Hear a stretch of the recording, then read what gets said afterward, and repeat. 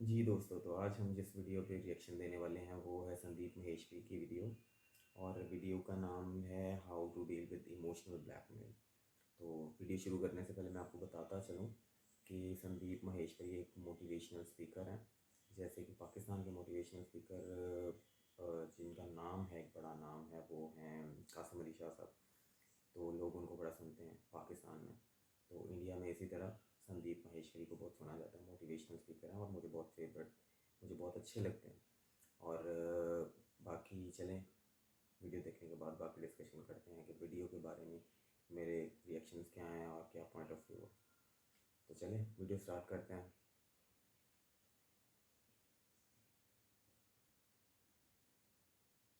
आप लोग जो मुझे अभी वीडियो में देख रहे हैं, अगर आप भी यहां पर आना चाहते हैं तो आपको क्या करना है, मेरी वेबसाइट पे जाना है, दैट इज www.sandeepmaheshwari.com। वहां पे रजिस्टर करना है। उसके बाद में आपके पास में एक एसएमएस आएगा आपके मोबाइल फोन पे, उसमें एक लिंक होगा, उस लिंक पर आप क्लिक करेंगे तो आपको एक एंट्री पास मिलेगा, जिसके बेस पर आप जो इंडिया वाले दोस्त हैं वो ज़रूर जाके इनको सुना करें। यहां पर आ सकते हैं और मेरा सेशन अटेंड कर सकते हैं। Wish you all the best and see you soon. Sir question मेरा एक है कि जैसे ना मोस्टली क्या होता है कि मेरी एज में आके या एक जैसे 12th के बाद से बच्चों का क्या होता है, किसी का भी घर से छूट जाना पड़ता है हॉस्टल्स में या बाहर या कहीं पे भी XYZ। तो उसमें दो कॉन्फ्लिक्ट आते हैं। अब जॉब के लिए भी जाते हैं सारे के सारे। अब उसमें आते हैं कि अब सपोज़ कि मैं हिसार रहता हूँ, तो अगर मेरे को घर पे रहने के लिए फैमिली के साथ मैं वहाँ भी सर्वाइव कर सकता हूँ, बट मेरे को बेटर अपॉर्चुनिटीज़ कहीं और भी मिल रही हैं तो मैं वहाँ भी जा सकता हूँ। बट उस सिनेरियो में मेरे को घर वालों के साथ थोड़ा सा वो करना पड़ता है कि नहीं, वहाँ पे नहीं रह पाऊँगा। जैसे मेरी सिस्टर मैरिड हैं और मैं हूँ सिर्फ, तो घर वालों का कौन ध्यान रखेगा। और ये काफ़ी सारे सर माइंड में आते हैं, समझ नहीं आता क्या करा जाए। जहाँ का प्रेशर ज़्यादा होता है, सपोज घर वालों ने कोई अच्छा खासा पॉइंट मार दिया, ब्रह्मास्त्र सा छोड़ दिया कि हाँ ये है वो है, तो वो बंदा वहाँ पे डेड। आग फिर ग्रोथ गई, छोड़ दो उसको। एक है सामने वाले की केयर करना, एक है attachment. Care is love, attachment आपको फंसाता है। Yes sir. तो never act out of attachment, act out of care and love. आपको ये टेंशन हो रही है कि अगर उनको कुछ हो गया तो क्या होगा। अब क्या ये जो आपको टेंशन हो रही है, इसके पीछे कोई वजह है? क्या वो अपनी केयर खुद नहीं कर सकते हैं? अगर ऐसा है तो you need somebody to take care of them. अगर वो फिजिकली उनको कुछ प्रॉब्लम है या कोई बहुत बड़ी बीमारी है जिस वजह से वो चल फिर नहीं सकते हैं या अपना ध्यान नहीं रख सकते हैं, तो फिर देन यू नीड समबडी जो कि उनका ध्यान रख सके उस टाइम के लिए जब आप वहां पर नहीं हो। अब आप कहोगे कि उसमें पैसा लगेगा, तो आपको देखना है कि वहां पर जो उस इंसान को हायर करने में पैसा लगेगा, मानो उसको आपने सैलरी दी महीने की 8-10 हजार रुपए, तो क्या आप अपने लिए जो फ्यूचर देख रहे हो वो 8-10 हजार का देख रहे हो? If the answer is yes कि 8-10 हजार का ही देख रहे हो, फिर 8-10 हजार की उसको क्यों सैलरी दे रहे हो? फिर तो वहीं रहो। बट अगर अपने लिए फ्यूचर देख रहे हो 50,000 रुपए महीने का, 1 लाख रुपए महीने का, 5 लाख रुपए महीने का, तो अगर 10 हजार रुपए महीने का देना भी पड़ गया अगले कुछ सालों तक ये कहीं से टिपिकल अरेंज बात करके, तो है। उसमें कोई बुराई नहीं है। वो एक तरह से एक विजन हो गई जिसके बेस पे आप एक इन्वेस्टमेंट कर रहे हो। हम सबकी प्रॉब्लम पता है क्या है यहां पर? क्या हम सबको पैसे की वैल्यू तो पता है, टाइम की वैल्यू नहीं पता है। मैं आपसे पूछूंगा आपके टाइम की क्या वैल्यू है, सोच में पड़ जाओगे मेरे टाइम की क्या वैल्यू है। और अगर आपको पता होगा तो आपको पता होगा कि कहां टाइम वेस्ट करना है, कहां नहीं करना है। You can by time, do you know that?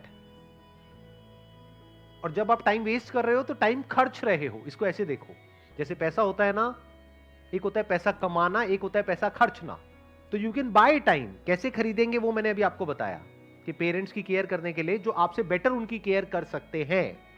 मान लो उनको कोई प्रॉब्लम है तो एक नर्स को हायर कर लिया जो उनकी अच्छे से केयर कर सके। तो आपने क्या किया, अपने लिए टाइम खरीद लिया। कितने में? 10,000 रुपए महीने में। फ्यूचर में आपको इसके बेस पे क्या रिटर्न आने वाली है? 50,000 रुपए महीना। तो अगर 4 साल के लिए आपने टाइम खरीदा भी तो वो एक इन्वेस्टमेंट हो गई जिसकी रिटर्न आपको जिंदगी भर आने वाली है। अपने आसपास में देखा है लोगों को सब्जी वाले से लड़ते हुए 5-5 रुपए के पीछे। और अगर आपकी कमाई इतनी है कि 5 रुपए आपके लिए बहुत बड़ा अमाउंट है, तब ठीक है लड़ो। बट आपका लेवल है महीने का 20,000, 30,000, 50,000, मतलब दिन का कितना हो गया? 1,000। और आपने अपना 1 घंटा खराब कर दिया 10 रुपए के पीछे। ये समझदारी है? बेवकूफ़ी है। इस टाइम को अगर कहीं और इन्वेस्ट करते, अपनी स्किल्स को अपग्रेड करने में, कुछ नया सीखने में, तो हो सकता है आपकी कमाई 10 या 15,000 रुपए महीने से बढ़ जाती है। You are getting where I am coming from? आपको आंसर मिला आपके क्वेश्चन का? सर जैसे ये तो टेक्निकल पॉइंट्स हो गए सारे, अगर टेक्निकल पॉइंट में समझाते हैं पेरेंट्स को या किसी को, तो वो तो किसी बात के लिए कन्विंस कर लो जब टेक्निकल बात आ जाती है, बट वो बात टेक्निकल आती ही नहीं है ना, बात इमोशनल पे ही रह के खत्म हो जाती है वो। इसको आप इमोशनल अत्याचार भी बोल सकते हो कि बेटा तुम अगर चले गए तो मेरा क्या होगा, ये क्या होगा, वो क्या होगा। That is coming out of what? Attachment. They are attached to you, क्योंकि बचपन से आपको उन्होंने पाला है, पोसा है। ये पोसा क्या होता है मुझे नहीं पता, बहुत सुना है मैंने, पोसा है। पोषण, पालन पोषण होता है ना, अच्छा, पोषण तो से वो आता है पोषण पोसा। से। हाँ, आपका पालन पोषण किया है। Okay okay, got it. तो अगर उनको आपसे जेन्युइनली प्यार होगा तो वो क्या कहेंगे कि ठीक है, तुम्हारे जाने के बाद में मुझे तुम्हारी याद आएगी, बुरा भी लगेगा, रोना भी आएगा, कोई बात नहीं, लेकिन तुम्हारे लिए बेटर है तो तुम जाओ। अगर उनकी जो कंसर्न है वो टेक्निकल है तो टेक्निकल का इलाज है, इमोशनल है तो इमोशनल का कोई इलाज नहीं है। इमोशनल का एक इलाज है, आप भी इमोशनल हो जाओ या इमोशनल होने की एक्टिंग करो। रोना आता है? आसान होता है, ग्लिसरीन लगाओ आंखों में, थोड़ी देर में मेरी जिंदगी बर्बाद हो जाएगी, मैं कुछ नहीं कर पाऊंगा, नहीं मैं आप ही की सेवा कर पाऊंगा। कहाँ है आपके चरण? मैं यही बस रोज रात को मैं पैर दबाऊंगा, दिन में भी दबाऊंगा। तो कहेंगे जा तू जा। ज्यादा ओवर एक्टिंग तो नहीं हो गई? थोड़ी सी हो गई, बुरी तो नहीं लगी? इमोशंस में आपके पेरेंट्स आपको जो भी कुछ कह रहे हैं उन बातों को ज्यादा सीरियसली नहीं लेना है। और मेरी ये बात सिर्फ आज के लिए रेलेवेंट नहीं है, जिंदगी भर के लिए रेलेवेंट है। अभी तो आपकी शादी नहीं हुई है, शादी होगी ना? Yes sir. तो जब शादी होगी और आपकी वाइफ घर पे आएगी, सास बहू की लड़ाई होगी, तो क्या होगा?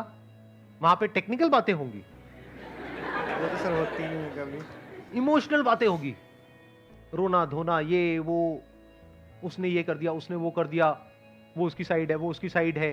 तू किसकी साइड है? माँ की साइड है या बीवी की साइड है? ये सब बातें थ्योरेटिकल नहीं है, हर घर की कहानी है। अभी आप लोगों को समझ नहीं आएगी क्योंकि अभी तक बचे हुए हो। जब फंसोगे तो ऐसा फंसोगे, समझ नहीं आएगा चारों तरफ से। मैं फंस के निकल चुका हूं, तभी तो यहां पर बैठ करके हंस रहा हूं आप लोगों के सामने। इन सब प्रॉब्लम्स के मैंने सॉल्यूशंस निकाल लिए हैं, समझ लिया है बारीकी से कि इमोशंस क्या होते हैं और प्रैक्टिकल होना क्या होता है। लाइफ में जितना हो सके प्रैक्टिकल रहो। हैविंग सेड दैट, इमोशंस कभी ना कभी आपके ऊपर हावी होंगे। ऐसा नहीं हो सकता कि आपके ऊपर इमोशंस हावी ना हो या उनके ऊपर ना हो, तो उसको खींचो मत। कभी गुस्सा आ गया, कभी थोड़ा बहुत इमोशनल हो गए, ज्यादा इमोशनल हो गए, रो लिए, वो रो लिए, कोई बात नहीं। इस तरह से जब लाइफ में आगे बढ़ोगे ना, अनबायस्ड होकर के, प्रैक्टिकल होकर के, कूल एंड काम तरीके से, तो सुखी रहने के चांसेस बहुत ज्यादा हैं। नहीं तो अगर इस इमोशनल अत्याचार के पकड़ में आप आ गए तो भाई साहब ऐसा फंसोगे चारों तरफ से, ऐसा फंसोगे, हम क्या बताएं आपको, आप कैसा फंसोगे। You got the answer? जो भी आपने क्वेश्चंस पूछे थे उसके आंसर्स मिल गए, जो नहीं भी पूछे थे उसके भी मिल गए। Yes sir. यही मेरी खास बात है।